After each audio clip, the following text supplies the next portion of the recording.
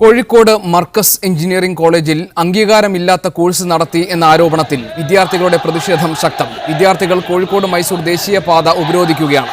കെട്ടിടത്തിന് മുകളിൽ കയറി 3 വിദ്യാർത്ഥികൾ ആത്മഹത്യാ ഭീഷണി മുഴക്കുകയാണിപ്പോൾ. ഏറ്റവും പുതിയ വിവരങ്ങളുമായി ജയേഷ് രാഘവൻ ഞങ്ങളുടെ പ്രതിനിധിയുണ്ട്. ജയേഷ്, വിദ്യാർത്ഥികളുടെ പ്രതിഷേധം ഏതളവിലേക്ക് മാറിയിരിക്കുന്നു?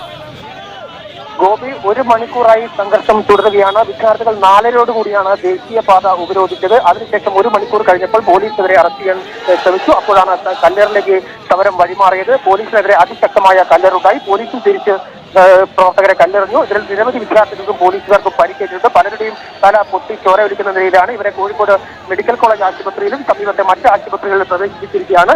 ഇപ്പോഴും സംഘർഷാവസ്ഥ തുടരുകയാണ്. ഇപ്പോൾ പോലീസ് വിദ്യാർത്ഥികൾ 18 ദിവസമായി സമരം നടത്തുന്ന സമരപന്തൽ അടിച്ചു തകർത്ത് അത് പൊളിച്ചു മാറ്റുകയാണ്. അതിനെതിരെ വിദ്യാർത്ഥികൾ പ്രതിഷേധമുണ്ട്. എന്തുതന്നെയാൽ പോലീസിനെതിരെ അതിശക്തമായ പ്രതിഷേധം തന്നെയാണ് വിദ്യാർത്ഥികൾ ഉയർത്തുന്നത്.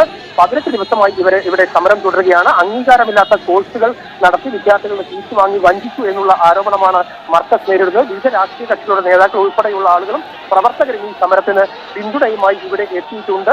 അതുകൊണ്ട് തന്നെ സംഘർഷം കൂടുതൽ രൂക്ഷമാകുന്നതിന്റെ സൂചന തന്നെയാണ് ഇവിടെ പോലീസ് ഇപ്പോൾ. ജയേഷ് രാഘവനാണ് വിവരങ്ങൾ നൽകിയത്. കോഴിക്കോട് മർക്കസ് എഞ്ചിനീയറിംഗ് കോളേജിൽ അംഗീകാരമില്ലാത്ത കോഴ്സ് നടത്തുന്ന ആരോപണത്തിൽ വിദ്യാർത്ഥികളുടെ പ്രതിഷേധം ശക്തമായിരിക്കുന്നു. ജയേഷ് രാഘവനാണ് വിവരങ്ങൾ നൽകിയത്.